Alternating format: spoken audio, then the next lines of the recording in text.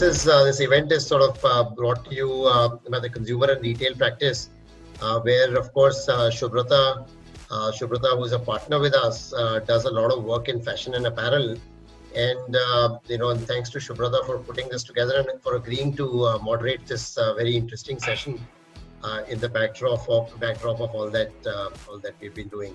So Shubhrata, if I can request you to take over the proceedings and introduce the panelists and introduce the agenda, that would be fantastic.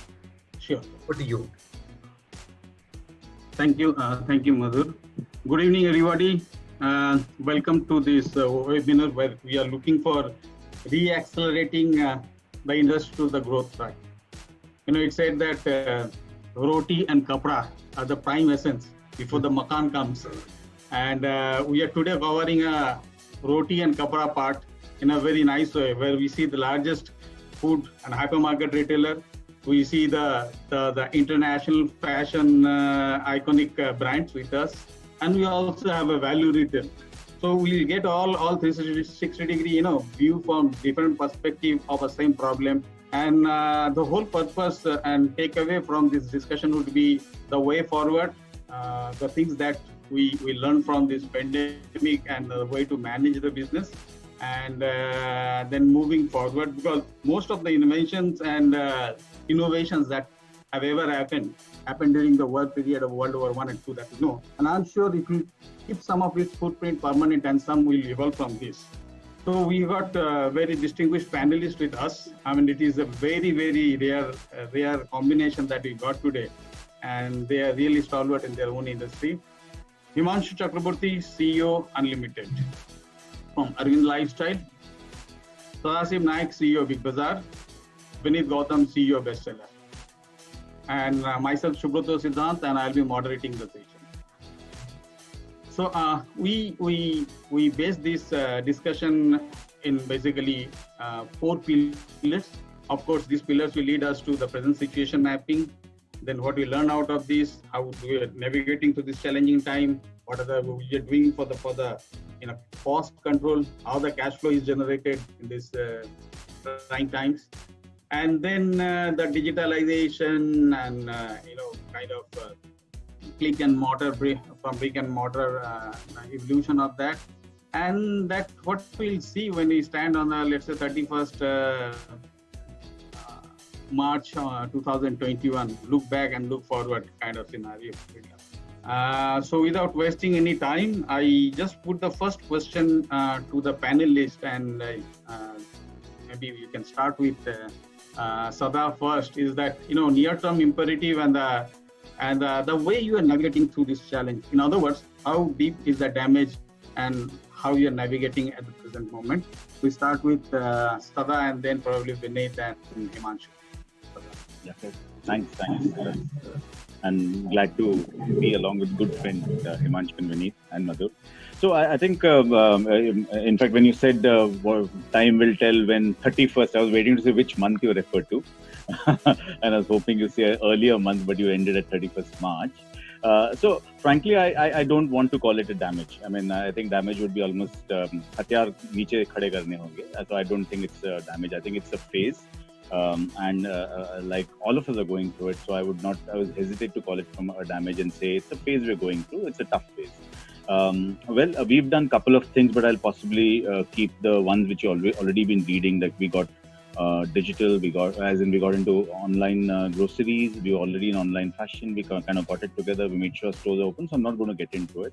I'll stick to what you said are the near-term imperatives. I think if I were to just crystallize, I would call out 4 parts. I think one is really winning customer trust, and it's a very large part. Whether it is maintaining physical distancing or making sure that even if I'm giving them a delivery at home, they should know it's coming from a very safe, secure environment. I think it's extremely important. Second, I think this is the first phase where we know as much as retailers as the customers, and I think that's a new change when it comes to, because we don't know much. If someone turns around and say, "Bhai, air conditioning se kya hota hai?" I think he knows as much as I know. Or if he comes in with some various question, I think so. This is the first time when, as a retailer, I'm experiencing that the customer knows as much as a retailer. So I would rather say And hence, what do we do then? I think we should be governed by whatever the community thinks. So I would say the community momentum, we should go through it. I know those red zones, quarantine zones really frustrate each one of us as retailers. But then when I put up my community cap on saying that's what my building guys are saying, so how is my customer any different? And I do respect that. Having said these two customer points, I think third for a format like ours, which is Big Bazaar, I think the most of my personal time is going in adapting the unit economics. I think the unit economics were designed for a different era, for a different time, when things were okay, when we could actually plan out. Sitting today, we were planning out Diwali maybe in July, but now I think the unit economics is very different. We're actually going back and saying, what is the unit economics? It could be for 3 months, it could be 4 months, it could be 5 months, but we are actually adapting the unit economics to what should hold us through. And lastly, I think for the extended teams and the leadership, I think the only evaluation which you're asking for is resource collaboration. It could be on any stuff. So let's say we have stores, but we don't have marketing monies. The brand has marketing monies, but they possibly don't have enough demand channels. So how do we get together? Or let's say deliveries, and the example which we do along with the operational experience, the operational thing which we do with Amazon is a classic example, where we have inventory, we have people, we have stores, and they have the expertise to get in orders and deliver together. So how does that collaboration come together? So I would say these are the four imperatives: winning customer trust, mobilizing customer, get mobilized with the community. Third is really making sure that we're adapting unit economics, and fourth is how do we get collaboration for resources. I think three things are very important. One, I'm sure my colleagues also will mention that and underline it, is that we have to communicate and we have to win the trust of our staff as well when we're doing all of this. I think in our case in Big Bazaar, we operate in around 285 stores of Big Bazaar and 90 odd stores in FBB, the fashion store. So we have gone back to re-centralizing decisions. And I'm using the word very carefully, it's re-centralized. There is a central command center at every store, and we've gone back to say, out of 100 decisions, if 80 can be done by him, then we actually decentralize it around him and possibly take away all the layers of deciding. And last but not the least, I think we are trying in a small way to be the voice of advocacy. I think many things we don't seem right. Let's say, why are malls so delayed? Why is X? Why is Y? So having said that, as I told you, since community comes first, what our role as seniors and as experienced people in this is to really be the voice of advocacy. So I would really say these are some of the points going in my mind, and really keen to hear what Himanshu and Vineet also have to share. Fantastic. Yes, Vineet. I think fantastically put, Sadashiv. I think couldn't have put it any better than what you said. I think from our perspective, and we are in the middle of the value chain where there's luxury fashion and then there's mass fashion, and we are in the mid-premium segment of the consumer. And I think from our perspective, there are few things that we have to do in the immediate future, especially from a fashion retailer, the premium segment. I think it's first is to conserve value. And I think that's the main part of our business currently. And value, I'm not only saying from a brand perspective, product, but I think also from a people perspective, whether it's our consumers, whether it's our employees, and I think they're all stakeholders in this entire business. So how do we make them believe that stores are a great place to come and work. Stores are a great place to go and shopping, and it's a safe environment. And I think it's giving trust to the both sides of the spectrum, and we are in the middle to keep figuring out what is safe between having so many more customers and having so many more employees. And I think that's become our biggest job today. So what we're trying to do is conserve value across the value chain, and that means re-looking at the entire business model. And I think I keep saying this in many webinars, but I'll repeat it. Maybe it is repetitive. I think it's a very expensive reboot button which has been given to us, I think, forcefully. And I think it will help all of us to realign our businesses, rethink the model. Because what happens is while you're running, it's very, very tough for you to keep relooking at the model. You do bits and pieces of it, but you're not able to do a reset of it. And I think that's what there is an opportunity. I think every challenge is an opportunity somewhere. And I think the biggest opportunity today is to relook at your business model. And I think fashion definitely required a relook in India. I think if you look at the fashion business across the globe and how it was run in India, it really needed a relook. I think gone are the days where we plan 9 months ahead of time and then start to talk to our suppliers oh, now we have demand that's going down. Let's postpone. Let's prepone. Let's cut the order size. And I think the large part of this learning, I think let's take it as a learning, is to relook at our business from a perspective. And that is where we are putting a lot more of our energy. And I think in a short-term perspective, I think everyone has realized that respect for cash has suddenly become very large. And I think that's the first thing we all did. We started conserving cash. I think while we are running, I think we don't look at that aspect. We borrow debt, we get more equity. But I think this hard stop gave us the time to relook at where we are burning the cash the fastest and is it really adding value to us. So what we have done in the few things is we've said that we can't have a business plan. So the business plan world is gone out of the window because we used to plan and then have a revised plan. Today you're planning every day. And I can't tell you today what is going to be demand day after or 15 days from today. It's become so much dynamic. And I think that's going to put the entire organization to relook at how they work. So I think Sadashiv's put it in a decentralizing way of saying if there is we are thinking it from a perspective that can we work a lot more on the fly? Can we have a lot more flexibility and fluid decision-making power? Because today, I generally in the fashion cycle today, during these times, we're planning for Spring 21. Today, we don't even know Spring 21, what it's going to be. And whether we'll do 50% business, 100%, will there be a vaccine? Will the consumers walk into malls, high street? We really don't know about it. Which part of the country is going to be doing better? So I think what we have done is in the last few weeks and months where this time has been utilized is to reset few of these assumptions of businesses. And we started challenging our own assumptions. Why did we start to think about this? Why are we doing it this way? Why can't be another way? So I think that's helped us. And I think in the short term, we like to keep it as fluid as possible, be as agile. And I think agility is going to be very, very critical for the next 6 months. And I think post the vaccine comes up and it's available, mask is where you can start to look at a little more long term or a medium term. But today, I think planning even 3 months ahead of time is a challenge. The other thing we've started to relook at is what are the channels of businesses? Because e-commerce, though we were very large on the e-commerce, there's plenty of opportunities still available. I think hyperlocal is a large fashion opportunity, which I think none of the retailers in India thought about it or tried to invest into it. I think now with shopping malls also struggling, they're also forthcoming to help and support in the entire. So I think hyperlocal is going to become a very large piece of it. And the other piece which is getting bigger is going to be social commerce. And I think the term of e-commerce is gone, and I think everything is going to become social commerce. It's going to be commerce available at every forum. I think what WhatsApp and Reliance Jio are doing together is going to be game changing in this country, and I think there's a very large opportunity available there. So I think in the next few weeks, and I'm sure Himanshu also will have a lot of points, so I'll leave it there. Next few weeks and months is all about being agile, being able to react on a daily basis. And the last is look after your people. I know it's very tough these days. We've also taken some hard calls, but as much we can look after our people is what is more critical. I think these are our biggest assets. Definitely our brands are assets, but I think our people are our biggest assets.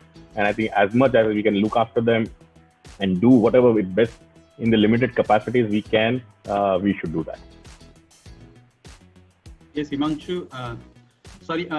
One point of digitalization and social commerce will come to a little later because we have some detailed deep dive into that. And so in terms of how you're navigating in the present moment, Himanshu, especially from the value retail perspective, and also the kind of things that you see today between the metro and non-metro consumption pattern that's emerging in your category of value fashion, if you can elaborate. From our point of view, I think when this whole thing started, and I think when we went into the shutdown mode, and then of course we partially have come out of the shutdown mode, I think we looked at it from 4 or 5 different angles. And I will actually come to the customer angle the last, because that's where all of those things come in, which we have been discussing. And I think Vineet and of course Sada, they've covered it so brilliantly well. So I'll come back to that the last, but look at some of the other aspects which were critical for us. Yeah. The first and foremost, we all knew that there is going to be impact on people. Yeah. So the first thing which we did as teams was to see how do we really take care of the people issue. At the end of the day, we all know that there would be people would not be at the same, let's say everybody would not be at the same state post or during this crisis. But what can we do really to apply our mind and make sure that that we while we are doing things, we ensure that the impact on people is minimized. So that was one of the key things. I'm not going to get into details of that. Whoever is interested, we can talk about it. But there are multiple ways through which, while maintaining the need for us to do what we need to do for the business to survive, we can make sure that people, the impact on people is minimized as the first vector. And I think that's an important one because that's something which is important, like it is to me. Similarly, for everybody else in the organization. The second big one for us was in terms of looking at inventory, because inventory commitments are something which you need to, and there's a whole ecosystem of people again dependent on you on the inventory side, which is your entire supplier ecosystem. Yeah. That's dependent on it. So that when the lockdown happened, we were in a state where we had lots of inventory which had just come into the warehouse. There was inventory which was in transit, and there was inventory which was in different stages of production with the supplier ecosystem. Yeah, and so we actually evaluated, again, as I said, the business lens and the prism has to come in. But then we spent disproportionate amount of time on again trying to make sure that we do it in a manner which has the least negative impact on the ecosystem, which works along with us. Yeah. Again, as I said, there will be some impact. You can't get out of this without all of us are taking the impact. But how do you minimize? Yeah. So that was the whole, and the whole idea was not about optimizing, because you can't really optimize. Everybody's going to lose. Yeah. So in that situation, how do you really minimize the impact on everybody? So that was our key piece. Luckily for us, we had, because we are a value retailer, I think Vineet was alluding to the fact that these 9-month cycles and etc. Incidentally, today there was a discussion going on WGSN, and apparently if you don't renew, they are threatening that they will from April next year onwards, they will not really allow you to use it. But then of course you need to really wonder whether you need the WGSN guidelines. I think you can forget it for a while. So, that's a key question. But anyways, coming back to this, so we had actually on our own cycle, which used to be spring, summer, and autumn, winter, we had, because of our inventory issues in the past, we had already moved to a 2-month, 8-week ordering cycle. Yeah. So that is something which helped, and that was, we were all in the second stage of that. We had done one, and we were in the midst of the second one. So that actually saved the day in a way for us, and that also told us that this is the way to now go forward. So we were a bit lucky on the inventory side. In terms of what panned out for us. The third is, of course, on the network side, which is the store network. Yeah. Now, as we are coming out of the store of the lockdown, as the question that you asked is what is going on, it is very clear. If you have, I'll come to town class later on, but essentially, if you have a neighborhood store, that is doing very well. Yeah. If you have a high street store, then it is doing okay. And if you are in a mall, which is a destination mall, then you are really in trouble. Yeah. So that's really the way it is going currently. How it pans out later on, we do not know. But from our own network, very clearly, the stores which are in neighborhoods, densely populated residential neighborhoods, they are doing very well. As well as, we can do in this situation. Then you have the high street stores, which are neither here nor there, they're okay. And then you have the mall stores, which are struggling all across. In fact, there's not a single mall that is doing well. Yeah, for us, across the board, there's a problem. So that's on the way it is. In terms of the metro versus smaller cities, and I think as you rightly pointed out, smaller cities are bouncing back much quicker. Yeah, and so places like Bellary, Guntur, Kadapa, all these places which are smaller cities, not very small really, but much smaller than the metro cities, they are of course bouncing back much faster. But that trend is not uniform, because even in the metro cities, It is now actually in terms of the micro catchment. So if you have got a place which has got a large number of, let's say, IT crowd working there, yeah, the impact is the most severe. So for example, Electronic City in Bangalore, the impact, it's most impacted, yeah, and I think that will continue for a while. So it's not quite uniform. There are shades playing out. The issue is in terms of looking at the network and seeing. Of course, all of us are negotiating. We all know that, yeah. But with the landlords. But I think beyond the point, we need to also see what part of the network really can we keep. The whole idea is again to see dispassionately how we can go through this, but at the same point of time have the passion of a retailer and saying every shop that I can save from shutting, I should try and save. That's the instinct of a retailer. The fourth one before coming to the customers, and that's really an important one, is on cost. On the cost side, I think like everybody else has done, I think we have done the same thing, but one important thing that we did on cost, which is we have tried to make as much of our cost structure variable as possible. In fact, virtually other than maybe 20% of our cost structure, 25%, we have managed to make everything variable. And that, to our mind, we have really worked hard on that to try and make the entire cost structure. Of course, you can't make the entire cost structure variable, but as much as possible, make it a variable on the cost structure side. So that's been our thing on this. On the customer side, I think two or three quick observations, and I think Sada and Vineet covered it so brilliantly, but I just add one or two quick points. The first one, of course, we are all trying to do the same thing, which is hyperlocal, online, offline, online pure opportunity, and so on and so forth. Data, using data to. But I think one of the key things, insights that we have, is that in the stores, getting in new customers, I don't mean overall walk-ins, new customers, first-time customers, is going to be probably a 10x challenge this year. Yeah, getting in new customers into the store is going to be a 10x challenge. So that we have accepted is going to be the case. And therefore, what do we really do with our existing customer database? Of course, we can always have online where there will be new customers online, etc. But in the physical stores, what can we do with our existing customer base is the obsession today.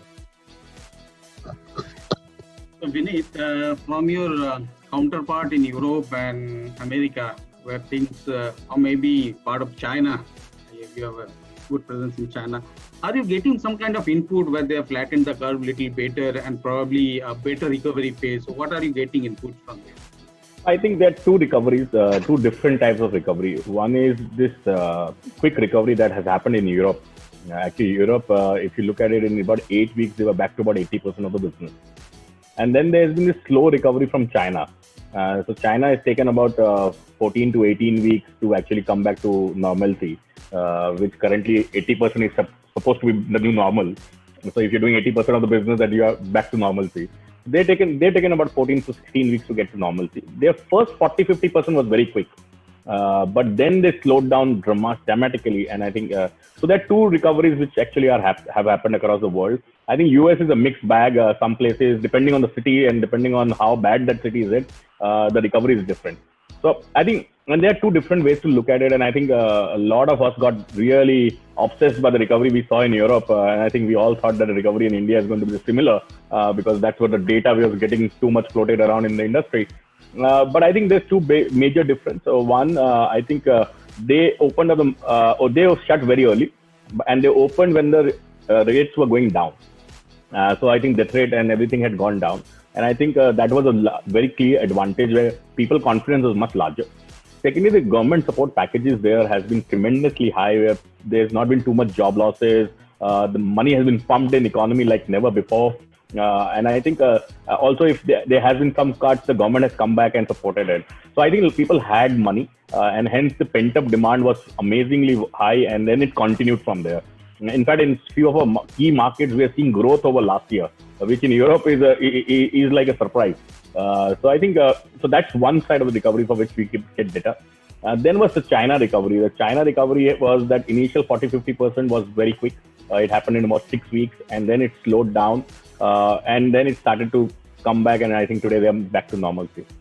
What we see in India is actually drastically different. We are open at the peak of the pandemic. Actually, the peak is still not hit us. Yesterday was the highest ever. I read today morning was 25,000 people. And if you look at from there with the mortality rate we have, in 6-7 days, we will start to have 750, 800 deaths. And I think if the numbers keep going up because we're not able to flatten the curve, there is no time when the death rate will become 1,500, 1,600 as a number. And that is going to be much more fearful. Today, I think everyone of us, we know a near one who's lost someone, or we have someone who's been impacted. So I think something till today, till few weeks back, which was happening with others, is happening around us now, and which is creating the larger fear psychosis. And I think that's putting a big pressure. Secondly, unlike Europe and other parts of the world, the offices have not been open completely. People are not going. Major part of the people are still working from home. There's no socializing happening. You're not meeting family. You're not going out to the restaurants. You're not eating out. So there's no upfront demand coming from a fashion perspective. You can still live with what you have. And I think that's putting a large amount of pressure. So if you see on the other side is sports goods or athleisure or fit products which are used for fitness, they are still seeing demand because that's what you are doing. So I think it's sales are very proportional to what kind of lifestyle we are living with today. So there's no upfront demand coming because of this. I think it will change. I'm very, very hopeful. I think Himanshu said it right, the categorization of the stores. But I can only say you that we are seeing decent pullback now in tier 2 and tier 3. The larger challenge is the top 10 cities, which the irony is that 60% of business comes from that. So the 40% of business, how much ever demand it comes in, you're still at 20-25% of the overall business. And that's putting pressure. But if I look at that and if I see cases going down, like Bombay now is about 1,100, it used to be 2,600 at one point of time. I know Bangalore is a new hotbed of cases and Delhi is also slowing down a little. I think over the next 3 months, I think there's going to be decent demand coming back. One, we'll have learned to live with the virus. We'll learn to go out with all the precautions and on that because we just opened up. It's taking a while. Like I go to the office, I have no struggle. But people who come first 2 days are very, very fearful. So they're taking time to adapt. I think the same will happen when you're going to the first time to the shopping mall. You're going to be very, very cautious. And then over time, you're going to become confident. And third, I think the second part is going to be that demand will come because I think the restaurants are getting open. People are starting to meet families. There are hotels back into the business. And other thing is going to be socializing is slowly start back. Now, whether you go to a restaurant or you meet people as friends at home, it's a different, it might change. So you start to meet people more at home than going to a third place now because you're not confident in that. So I think around the Diwali, with the weather changing and with the festivity coming in, with people learning to live with this, and I think the demand will slowly come back. Will it be 80%? I am not sure. It's anyone's guess. I am sure everyone can guess today. But time will only tell. But I think my only thing is plan for the worst, and hopefully we'll be delighted by seeing the numbers. So Vinith, are we around 50% right now? On average, we can. Brother, if I was at 50%, I would have taken you to a bar tonight for a drink. Okay, so so it's I think about typical about if I leave the e-commerce business out because where the numbers are, we are at about 20-25%. 25% I think on the safer side. If I add the e-com business, then we are maybe about 32-33. But the e-com is a different cycle only, and a brick and mortar is a different cycle. So I think we need to differentiate that very, very clearly and see where we are on life. Yeah. Sada, you saved us from starving actually during the crisis hours. So tell me, at the beginning of the pandemic, the kind of food we used to eat, the basic essential, and as with the passage of time, do you see the other so-called fashion food in terms of gourmet, in terms of other additives to that? Do you see any trend line going on that, or is it still a basic? And that's one part. And second is that first month I bought for 3 months. So there was a tendency to pile up stocks, and there was a huge surge in the top line of most of the food retailer in that. So how that also panning out right now? We're still searching for that person who bought 3 months and didn't buy again. We'll get you, don't worry. So gourmet, I wouldn't know. I don't think Big Bazaar is the right brand to comment on gourmet. But yeah, I think if you're asking about value-added products, yeah. Yes, typical trends I would really say is I think all of us bake the cake. I'm being anecdotal here, and I think when you do that, it does mean something in terms of various ingredients coming back home. I think there was a small, but the numbers are too minor to really call it a trend. But let's say what we typically say, ready-to-eat food, and which I'm saying what you can just put in your microwave and take out. I think those saw an initial blip. Can't really say that it kind of stayed on. Because if you realize in our economy, a lot of this gets dependent whether you're house help or not. House help decides a lot of your taste pattern, who's going to cook, who's not going to cook. I'm sure Himanshu has baked the cake and Vineet has baked the pasta. So when the house help is going to come back into the homes, we see a lot of that going back to the original stuff. In terms of pantry loading, a brand like Big Bazaar is always used to seeing pantry loading. In fact, we've created events around pantry loading.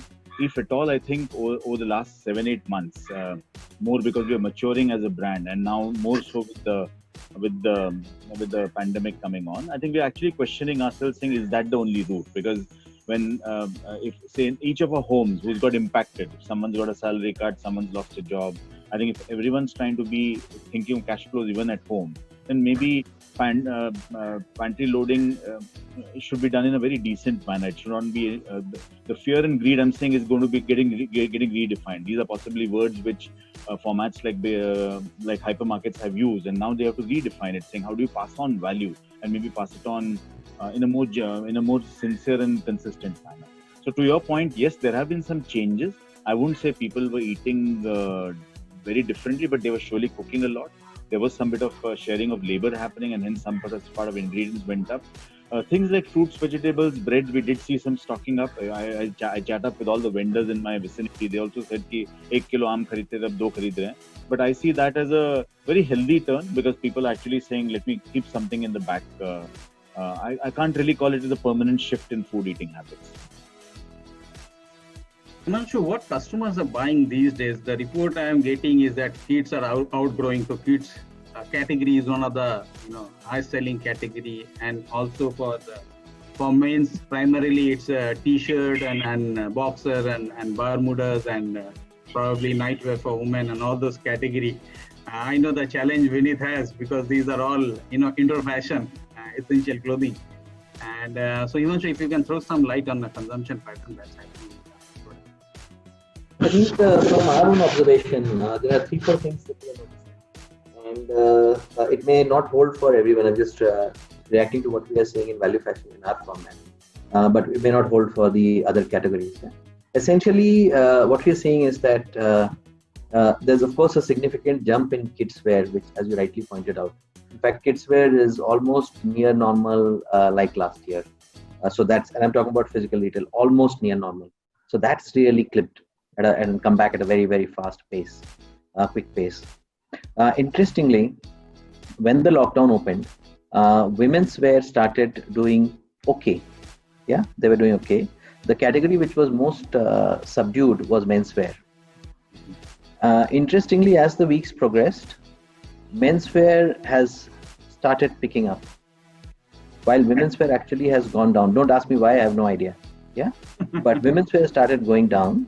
Kids wear has continues to do very well, but that's one of the trends that we have seen in terms of the different categories. The second trend that I think is quite obvious is that there is a down trading which is going on. People are buying more basic stuff. It's not just the work from home requirements of, let's say, knits and let's say pajama sets and innerwear, etc. That of course is the case, but also there is a very clearly a down trading that is going on, as in they clearly do not want the more expensive stuff in the store.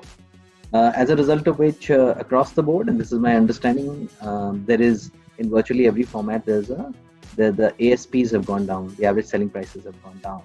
Not because people have discounted more, but it is essentially because the mix has changed to more basic stuff. In terms of the categories, of course, as you rightly pointed out, because of the nature of how people are working, it is knits which is doing far better than wovens. Wovens are struggling. Yeah. And I think the other observation, last one that is there, is that the family crowd, which is the man, woman, and child or children, that unit is much lesser to be seen in the stores than in the pre-COVID era. That unit as such is less visible in the stores.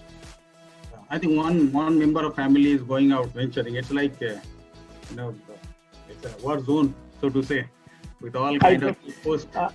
I think I will relate to what Vimanshu was saying, why the women's wear is low. I think it's the men who are venturing out the most. I think that's how it is happening. Whether you see grocery shopping, you will see more men out. And also, if you look at the office numbers, like our office, we also preferring women to still be at work from home because also they don't have the support system. That's the largest challenge today. The support system of helps and all that has gone down. So the obviously large part of that workload, though it should not be, it should be equal with everyone, has gone down to the women of the house. I think that's where the biggest challenge is coming. We're still seeing in the women's category tops doing still well because still people are wanting that as a change in the fashion. But the challenge is you're not going out. Where do you wear these garments and go out? And I think that's the challenge. And I think he's absolutely right. And I think even formal wear, why woven is down because you're not going to office. Like you are spending 80% of time, even actually our office is operational and we are saying people, okay, whenever you need to come. So like I go twice a week, some people come twice, someone is coming once, and a lot of people are still working from home. And I think that's where, I think a lot of fashion demand, I think till pre-COVID, we were not able to predict, but I think we can completely predict it as per their way they work or as per what they do on the socializing. I think we had to hire research agencies to come back and tell us all this. I think COVID has given us free research. It's completely proportional to your lifestyle. If your lifestyle is this and that is how you shop, and suddenly, I used to say, and Gujarat used to be a very fashionable market for us, and I used to ask people, where do they go? Their bars are also not open, but I think they were socializing more than enough than anyone of us, and I think it's very proportional to your lifestyle, and that's how it's changing. Kids is a different segment, I think. If I think one place where I think we should give a small pat on the back for all the food and grocery retailers, and I'm just saying it's a victory for India actually. You didn't see a lot of panic buying happening here, and there's a reason to it. And I spoke to all my counterparts, and all of us seem to be doing the same. In the early days, actually, the retailers in India went and told people we have enough stocks, which is very different from what you possibly saw as images and videos that toilet paper पे झगड़े हो रहे हैं, उस पे झगड़े और इस पे झगड़े. यहाँ तो कोई नहीं है, ऐसा कुछ नहीं हुआ. So frankly, there was a little bit of responsibility with which we actually went about saying there's enough stock, don't worry, कुछ भागे नहीं जा रहा है. Because here the lockdown was possibly announced in the most surprising manner, right? Today we were told kal se lockdown, and yet there was no panic buying. So there was a small lesson there that I think all of them behaved very, very with responsibility, saying we have enough stocks, don't worry, you'll get your time. So I thought I'll just share. Just to add to Sadashiv, I think the respect for the Kirana guys. I think suddenly the Kirana guys, who the entire industry had written off and said this is the end of the Kiranas and it's only going to be. I think there's immense respect and suddenly, and I think they have become so much digital savvy and they found the best way, like not like us finding technology and investing into system. They found WhatsApp, the easiest way to go on digital and just taking a picture and sending you. I think it's been wonderful to see how people have transformed their businesses. And trust me, I agree with what Sadashiv said. The Kirana guys and all of them have stood up, and I think it's fantastic to see in this country. So let me put my next question to the panel together, and I want to understand how you're managing this. It's basically oxygen of our business cash flow, and assets are all locked up for 120 days nearly. Sales are down 50%. Top three probably expenses, manpower, and rental, and probably the payment to the vendors. How you guys are managing this? So I'll go in first. So I don't think life is very normal for our vendor partners. So I don't want to give a false thing that everything's happy, everyone's getting paid well on time. I think they've all come forth and helped us. So I think I would start with that. Second is really, I think what are we really doing? I think 2-3 things. I think one is, and I keep telling my team, it's like your phone getting heavy when there are too many unused apps, right? You have to keep downing them from time to time. I think we went and downed all the unused apps. We had quite a few of them. Someone doing a project on building the range for something. Someone saying I want to upgrade my fashion.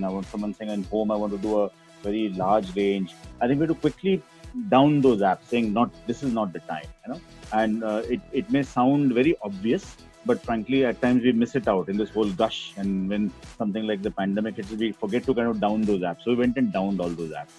From a food perspective, I think we, and I'm in love with this term, saying we did actually some deep cleaning of the inventory. Now, frankly, we normally don't look at it. I think in that nice fast movers core business, there will be a lot of the small packs and brands which don't sell. So we had to actually go and do some deep cleaning of the inventory. I think a lot of it came out. It also meant we had to look at the hub and spoke model in food. So let's say in Mumbai, we had 10 stores. We said, let's redistribute aggressively. And normally this is something which would discourage given the sanctity movement of goods, etc. But we did it, and in a deep clean, it really helped. And I think one more respect which came from a cash flow was cash flow. And I think Himanshu mentioned it in an earlier point. There's always cash flow hidden in time and in movement, right? So let's say for us, even making smaller steps like let's go and identify local vendors for the same home item or for the same brand.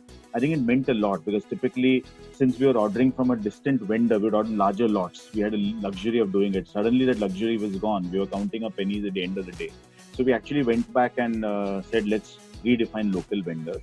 I think two things which happened from our teams. I think one, I'm saying we have to we're keeping all the feedbacks open. I think, as I say, some of the best cash flows conserving ideas have come from a marketing team or from a business intelligence team. It's not come from, let's say, the finance or the supply chain folks, and vice versa. So I think keep feedback open. And lastly, I made a mention of it in the food part. I'm saying, if you really look at saying whatever we do as a brand, if you're able to save money for a household, or if you're able to save money for a vendor partner, then it's good for the brand as well. Example, the way we saved money for the partner without having paid him fully, honestly, is really to forecast well. Earlier one would possibly forecast a little bit of looseness. We'll also take some slow movers from him. In the end, we'll say, inventory bada ho gaya. So we forecasted in a tight way. So if you're able to conserve money for the household, which is a customer, and we're able to conserve money for the vendor, I think the rub-off effect was on the brand, the retail brand. So that's what we really did. I think it's 2-3 steps in terms of conserving cash flow. Yes, Himanshu. We actually, for all our work, as I said, our primary thing on the cost side was how do we make as much of the cost structure variable as possible. So we went to virtually everybody in the ecosystem, and not that everybody would agree, but to everyone we went and proposed and said, can you work on a variable cost structure with me? Yeah, to everybody. So I'll give you some examples of this. Yeah. So the company that does, and it's a well-known company which does the, let's say, all the work on the data analytics for us. Yeah, we need data analytics in this space, but we said, can we have a pure variable model? So we went virtually to everyone in the ecosystem and we said, can we have a pure variable model? Then, of course, the next thing that that it's not fully achievable, but to the extent that we can. Like everybody else, we of course cut out all the unnecessary costs. Some costs got taken care of themselves. Travel automatically became zero across the company. So that's nothing to do with us. It happened automatically, but many of the other costs that we could do without. Yeah.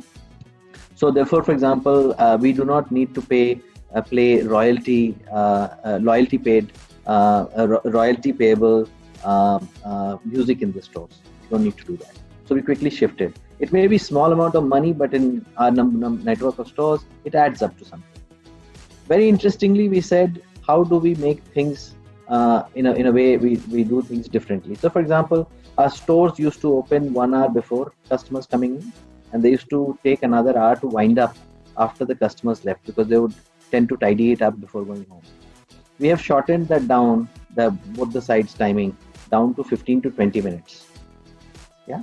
So therefore, I don't need to keep, that has its own attendant costs, whether it is electricity, AC cost, or it is housekeeping, security for which you're paying extra number of hours, whatever it may be. We are saying whatever is the trading hours, I don't need to open it 1 hour before, and I don't need to have a winding up which is going to take an hour after the store shuts. So how do I do that? And unlike what Sada was saying, we have actually gone in the reverse direction. We have because we are in the midst of a situation where we need to make sure that we come out of this in the best possible manner. We have actually centralized. We were much more decentralized. We have gone the other way. We have actually centralized because every extra cost, every extra expenditure matters in this. So we have actually gone the other way. We have centralized. Of course, there'll be a time for us to decentralize it back again. But as of now, we have centralized much more. Are you also sharing cost amongst the brands across the multiple brands that Arvind Fashion holds? Is that an averaging advantage that you're getting out of that? Well, sorry, can you repeat that? I lost you there. You in a house of brands. Can't hear, Subhrata. So you're breaking out. Are you able to hear me now? Yeah, better. So I said you have a house of brands. You have multiple brands under the portfolio of Arvind. Is the cost averaging happening in terms of costing structure? Are you getting some advantage of other your brands in your stable? In a way, yes. In a way, no. The yes part is, of course, things which were in the Arvind structure itself decentralized. Some of it which could be centralized has been centralized because you were you have to look at every cost. Okay. So Vineet, I think the pandemic has actually pushed us to relook at every cost. I think there is no choice left to anyone. I think we no more have the luxury of not looking at the cost. So I think the first and the foremost or largest costs are two: people.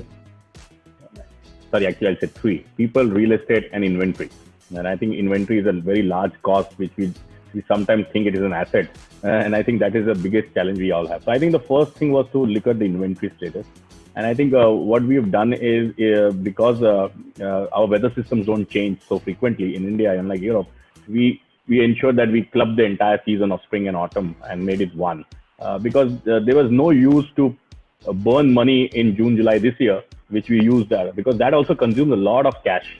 And I think that's freed up a lot of cash. And then I think Bestseller works with a very, very few suppliers, but suppliers who are almost working with us like our family and our own business. And I think together as an entire value chain, we could come back stronger. And I think wherever they needed support, we went ahead and did extra payments required if required. And some places where we thought that worked with them and they said, okay, it's fine that we can increase the payment terms, we went ahead and did that also.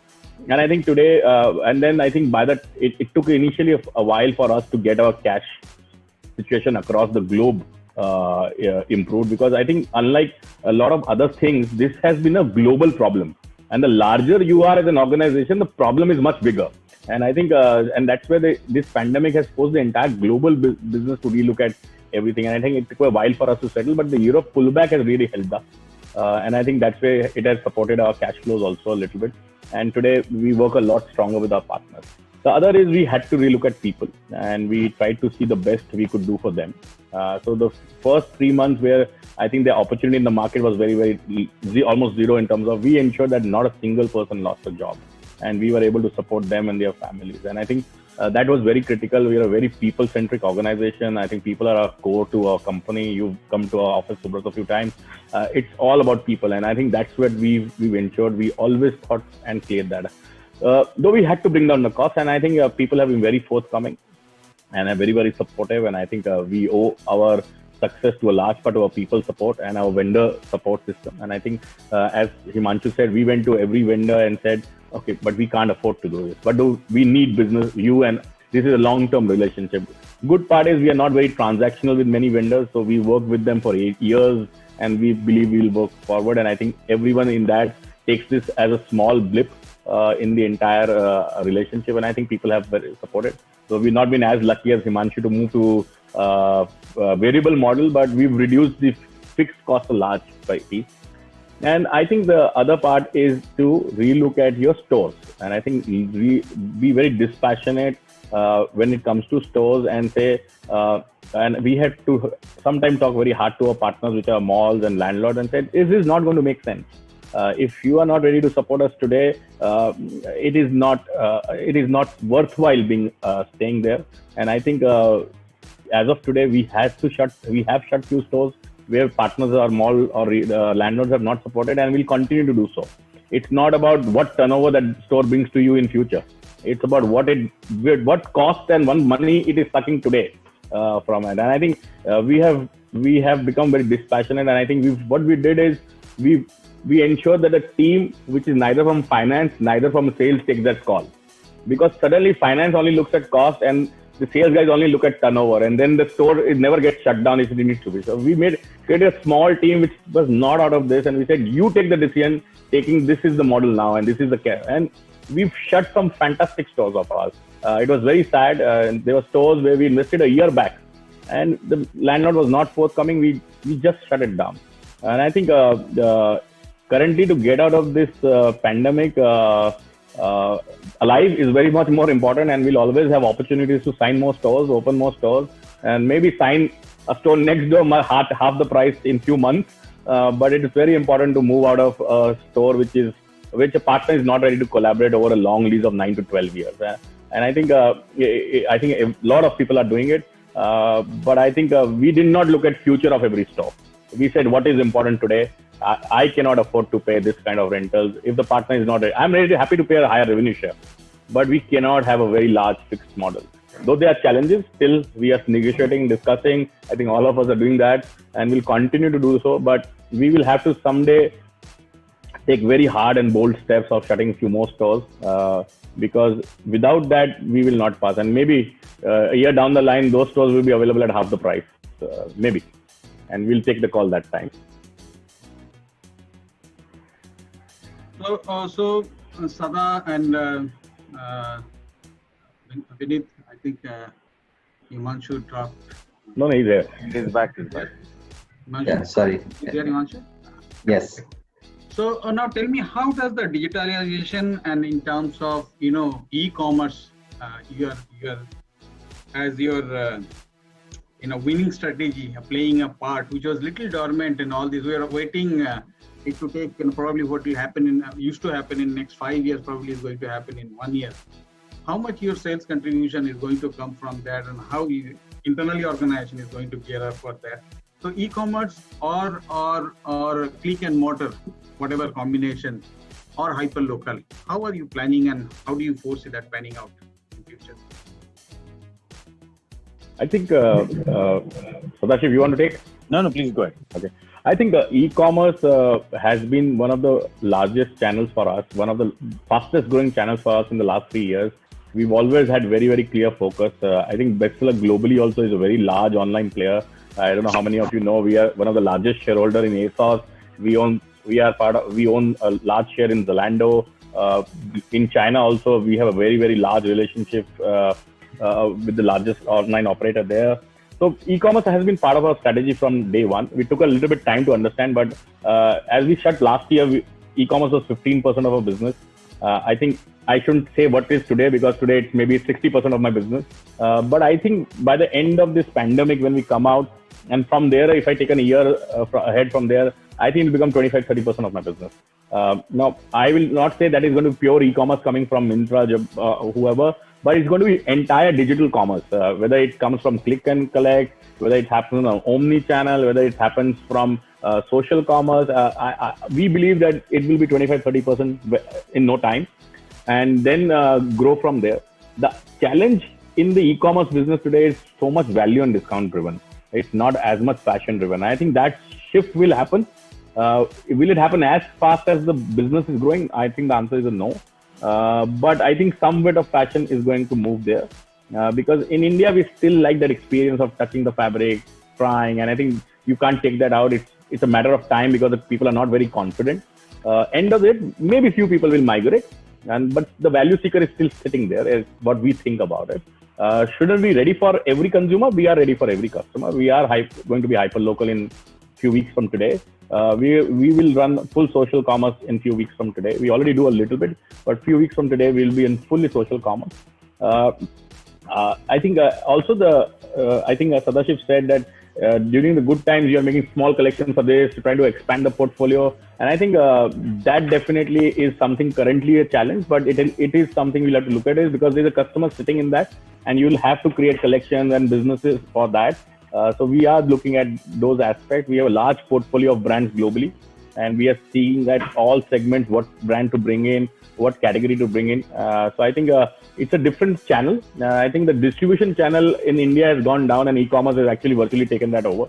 So I think it's a balance. So I don't think we should shy away. I think it's accelerated, and this will get accelerated more in the near future. Obviously, it requires some investments. Today is not the real time to put a lot of money, but some part of that needs to go in. I think it's better to shut down 5-6 stores where the landlord is not agreeing for rental and put this money in e-commerce today. I think it's worth the investment, and so we think this, and we work a lot with our partners closely. Our own e-commerce is actually triple the number we were doing last year. So a lot of investments already were going in, and it's just accelerating that now. And are you getting the unique economics right in online business, or is it offline contribution is better in terms of that's what my understanding is? So I think the challenge of the unit economics is discount. Now it purely depends on how you treat. Return, I think return percentage of majority brands. I think return percentage in India is still 25-28%. If I go down to Germany, it is 60%, and they still find retail economics there, right? So I don't think it's the return economics. The issue is the discount. And if you're going to go 40, 45, 50% discount, obviously the economics becomes a challenge. I think it's purely on how we want to run this. I think, and I said, it's purely how you treat your inventory. If you're treating your inventory as an asset and then you have to discount on that, then it's going to be a nightmare. And so I think fashion will have to re-evolve the way they treat the inventory, because the inventory which is valued 100 today is not valued 100 tomorrow morning. And I think that's the biggest change we'll have to look at in how do we have a sustainable business model for future. Profitable, sustainable model, I will say. Okay, I just share. I think unlike maybe some of the other brands, we were ignorant largely in Big Bazaar, and that was an advantage there, if you ask me, because in food it can be very, very dangerous to have a unsustainable delivery model. We used to have delivery, but they were always given as a service to people who would come, especially the senior citizens or people who had disabilities, who would be kind of reach it home. I think in this pandemic, out of our ignorance, we said we will do e-commerce, but we will charge for delivery from day one. And it's I would say, relatively hefty charge. But our purpose was really to go back and say that if the delivery boy is not going to make money, then what is the point of us anyway having this business? So as I keep saying, if you do 5 kilo chawal atta tel on the back of that guy, the amount is not more than 1,000 rupees of money.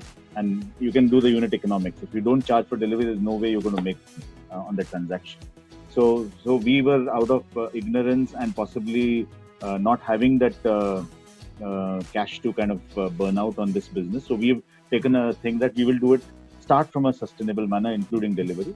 We hit a reasonable amount of 17-18% of business, which has come down now, and we are happy to kind of grow it in its own speed. But two things I will say from our purpose, and in the last 2 webinars I attended, people ask the same thing, saying, when will you adopt technology? I can already see some questions which have come on the chat box. And if you ask Vineet, if you ask Himanshu, they will all take offense to that question in some way, because frankly, retail cannot run without technology. I think people are often confusing technology which is at the back end and technology which is at the front end. I think we can't run a chain of 280 stores with a business of more than $700 million of fashion without technology. You have to have technology and a lot of technology. I think 2 things have got underscored there in technology. Standardization. I think what e-commerce has taught us is really the power of attribution. You build as much data attributes as you can. However, we have been, and when I mean we, I'm counting everyone, including the ecosystem, have not been very disciplined on standardizing. I'm sure the extra large size in Himanshu's chain versus FBB versus Vineet's chain may not match. They'll all be different. So is there a scope for the industry to standardize? I think it'll mean a lot of things for the whole industry. Let's say the food codes, there's a GS1 code in food which people do, but not everyone follows it. So if you can adopt the GS1 code in barcodes, that can be a bigger amount of standardization. So to my mind, technology was always there. Digitization was always there, without which retailers like us can't run. I think standardization has got highlighted because the resources are limited. What we did, however, is a difference. As I said, from our ignorance, is we actually checked for the path of the highest resistance. We did not check for the path for the lowest resistance. So to us, when we announced our numbers, a lot of pushback came from customers in Bangalore, especially senior citizens, saying, I don't want to use the app. I want to speak. I want to give you the order, or I want to put you on WhatsApp. Now, one way is to go back and naturally poo-poo it, saying, app hi to hai. But let's accept it. And people are taking those baby steps, and they will get there. But we have to accommodate. So, frankly, we went and partnered with many of people, including WhatsApp, saying, can you do something where you can convert text to data? So you can convert text to an SAP order. So, and those projects are still on. So, frankly, for us, the purpose has been make money. I think Vineet also underlined that part. For us, we were starters, so we said start make money right from the. And when I mean make money, I'm saying don't lose money. We're not going to make money on the transaction, but don't lose money. And second is check for the highest resistance path and work on that. I mean that's the journey which we are in. The other thing which really helped us from the amount of data we had and we used it, I don't know whether you'll call it digitization or technology, is really looked at all price elasticity modules. I think we needed money. But at the same time, we did not want to get the customers losing out, or we did not want to lose the price leadership on many of the categories. So we used all the price elasticity model, and Madhur is quite familiar with some of them. We used all of them to make sure that they come out alive and we kind of maintain a promise and yet possibly earn that small 0.7, 0.8% of higher buck for the business side. Can I just add, I think by profitability, I meant not, I know everyone is wanting to make money, but I think in the last few years, a lot of the business models are being built on evaluation. And the next round and the next round and the next round, and these rounds are not ending. I think that's definitely going to go off the table. People are going to really look for money.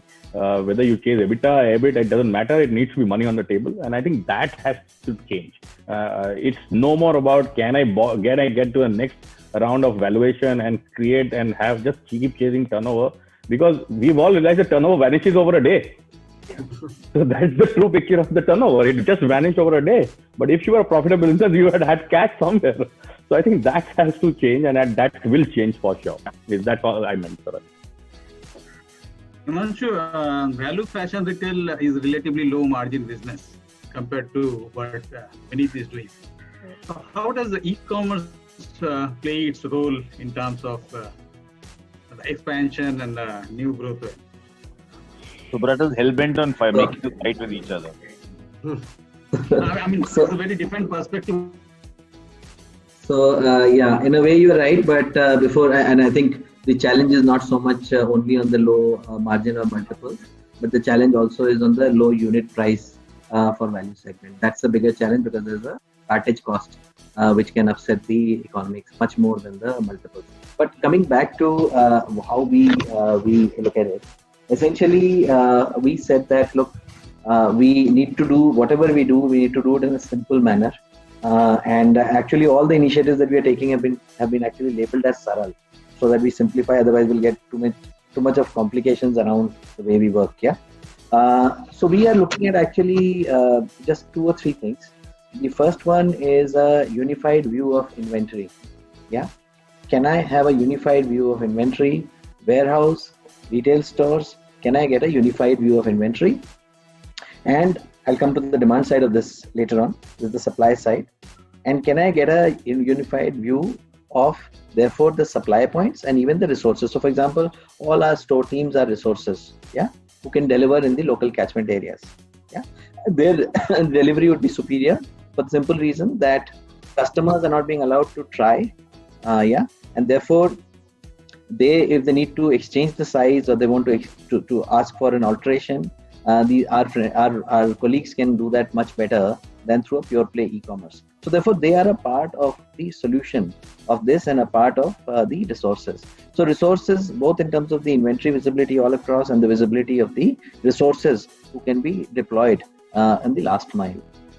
Then you come to the demand side, which is how do you create therefore demand, which is actually for us broken up into 2 pieces. One, as I said earlier, our existing customers. Most of the business will come from existing customers. And that is the one that will keep us alive. And the new customers that will come in will essentially come in through the digital route. As I said, people will not come in directly walking into the stores. They will come through the digital route. Now, if they're going to come through the digital route, therefore I need to have a different method of tackling those customers who are not my regular customers. And I need to have a different method of working with people who are my regular customers. So our entire journey right now, in fact, we have a huge phygital project which has gone live, where customers can order from their neighboring store. So we've got storefronts for each of the stores, and the customers, they order, and it would get delivered very, very quickly by a person from the store. And therefore, you can have a conversation with him, and if you want, you can even get it, as I said, altered when he reaches there, because he has a tape with him to measure the length. So we are essentially saying, how do we therefore take care of our existing customer base? And then the new customers, as I said, the first part of their experience with you or knowing you will happen digitally in the current situation. And therefore, what do I do in terms of my work with both now.com, where we are hosted, as well as the marketplaces? What do I do there to make that first time customer who's not my regular customer experience us? Now that journey is a very tough one. As I said, this project is Saral. So there we are not spending too much time on it, because that's a tough journey. We can do it on now.com, which is our own. So we are spending disproportionate time on improving the experience of anybody coming in on now.com and looking for value merchandise on Unlimited. But on the marketplaces, the opportunity is there. We will tap the opportunity, but that's an opportunity that we need to tap. What we are doing also is we have opened up our stores to many of the marketplaces, and gone live in many of the stores. And some of them, without naming them, some of them are doing good numbers to the store system. Of course, our store team doesn't go and deliver.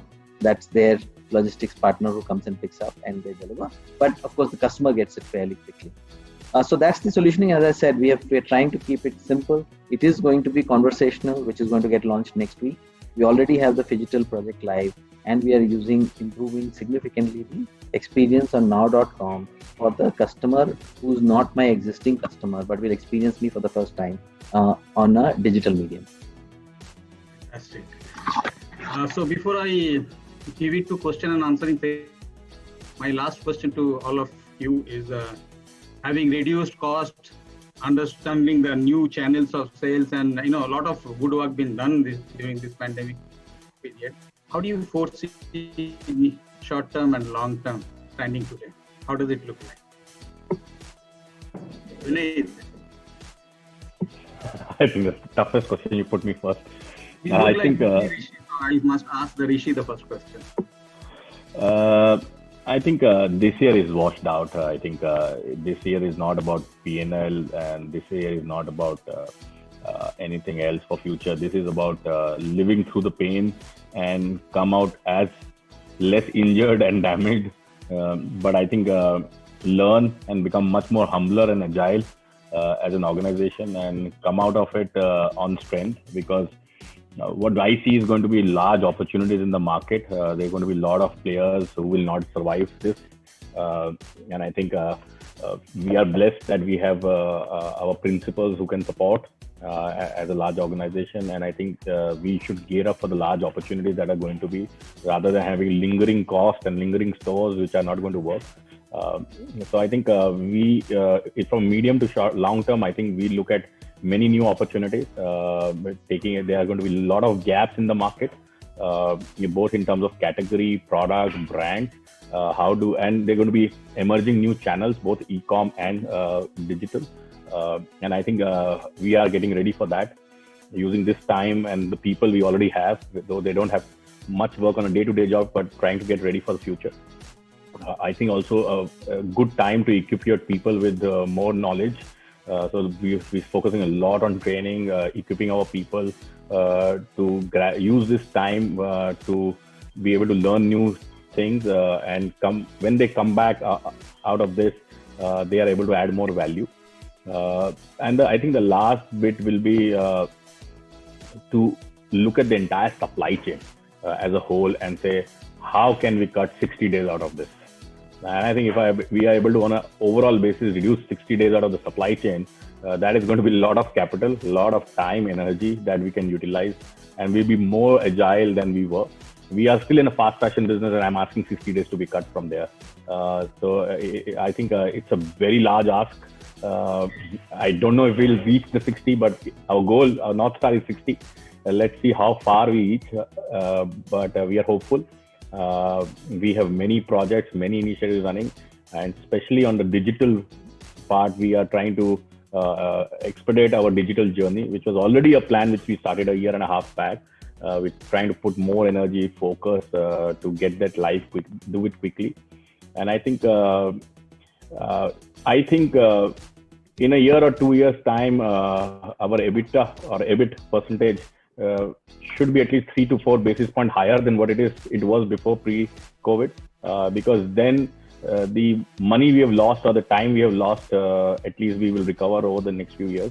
And I think it should be a clear goal for everyone. There is going to be money down the drain. There is no choice because there is cost and the revenue is not going to come back ever. So use this time and see if we can get that money back in the next 2 to 3 years. That's our clear goal. And conserve as much cash as possible in the next 12 months.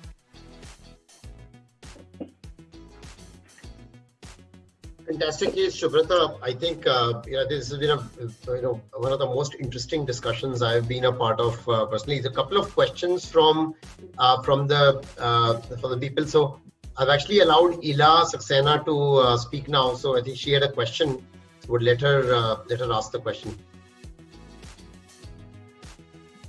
Hello. Hi, Ila. Go for it. Yeah. Okay. I'm Ila. I'm editor of Apparel Online, Apparel Resources, and basically, this is one of the best webinars I've heard in a very, very long time. So congratulations to all of you for being so frank and open about the discussion and really giving us some value. And basically, once I listen to you, I want to understand what the impact of all these shifts and changes that you all are predicting in the retail segment will have on the supply chain, basically the vendors. What is it that they need to do to be prepared to be relevant in the new times ahead? I would like a few suggestions on that area, because our reader base is a lot of vendors, so they will be very keen to know something like that. Thank you. Yeah, so I can go and then maybe others can add. I think Ila, as I mentioned earlier, a lot of it, let's take this one question of Subrata about cash flow. He asked all of us had similar and some of us had different points. And I feel everything hinges on one question saying, what is happening at the cash flow in your, my, everyone's home? I think that's the central part, which is frankly an unknown. I think for some of us are better resourced. I was in a morning webinar where feels like India has seen two parts. I think we have been the lucky, fortunate households where nothing much has changed, but there are people who got significantly altered. So I think for us as a country, we have to figure out what's going to happen on consumption and what is happening on the cash flow at every household. I would rather be an optimist here and say it's just taking time, but we are seeing green shoots in many of our markets. I was just sharing with my co-panelists. So we're seeing the green shoots. If the household's cash flow doesn't get altered too much, I think everything will fall in place. Till then, I think the question is, what Subrata asked is actually relevant for all three. It is relevant for the household, saying, okay, Mr. Homemaker, what are you going to do about your cash flow? It's relevant for the vendor partner to say, but what are you going to do about your cash flow? And as people who are actually bringing along these two people, as retailers, we've just given you our point of view. So our question is hinging upon what happens in the cash flow. As of now, we are unable to decide because some markets have opened, some not have opened. There's a fear of COVID, etc., etc. But as I said, as an optimist, I can share the green shoots with you where things are changing. I think it's just taking time. What we thought initially would be June is now becoming July to August, September. It's taking time. But frankly, I think everything will have fallen in place. Until then, all three of us, including your reader base, Ila, has to answer this question saying, what am I going to do with cash flow? I think Subrata's question is possibly the most powerful question in the whole webinar today. Yeah. So I think can I add to Ila's question, because your question was explicitly about vendors and I think and suppliers. I think what they need to look at is they need to adapt to the digital world. And I think if they are able to adapt themselves to the digital world, they're going to speed up their process. They're going to reduce cost. And I think all of that is going to be the new normal going forward. These old times of sampling, sending cross samples, making hundreds of samples is all a cost.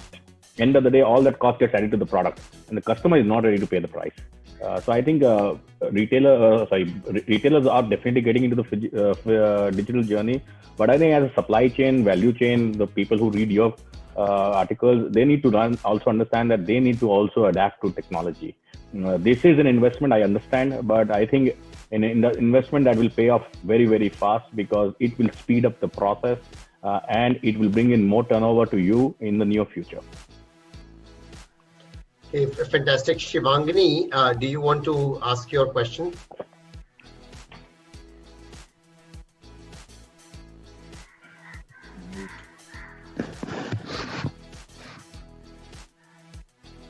Hi, Shivangni this side. So I really enjoyed today's session. I just have a small question that, as you said, that the demand in tier 2, tier 3 cities beyond basically metros have bounced back better. What are the future prospects in terms of expansion in these cities and the rural areas also? And how would it go? Like, are you looking explicitly as an EBO model, brick mortar, or as Mr. Vineet mentioned, that maybe hyper local solutions?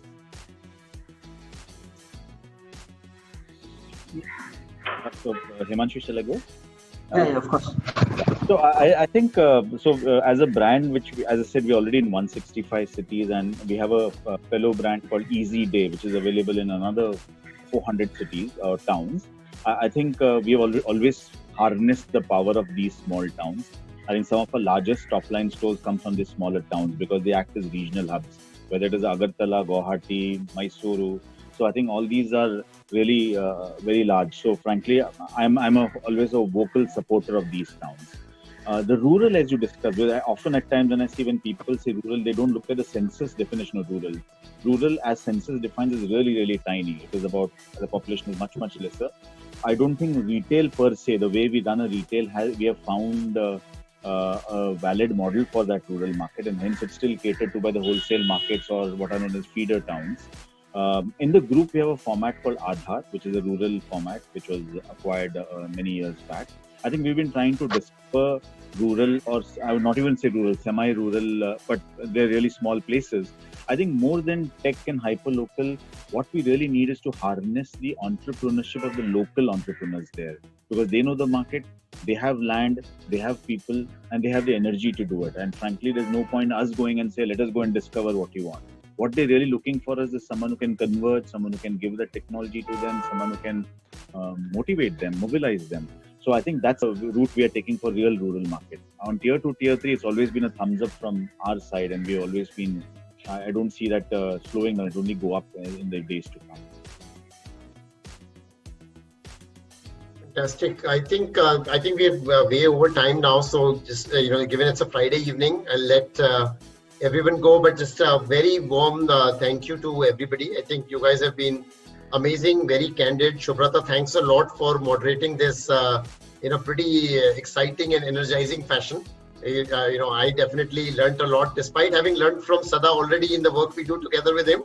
But this opened up a lot of new insights, and special thanks to you, Vineet and Himanshu, for making the time. We really, really appreciate. Thank you to everybody.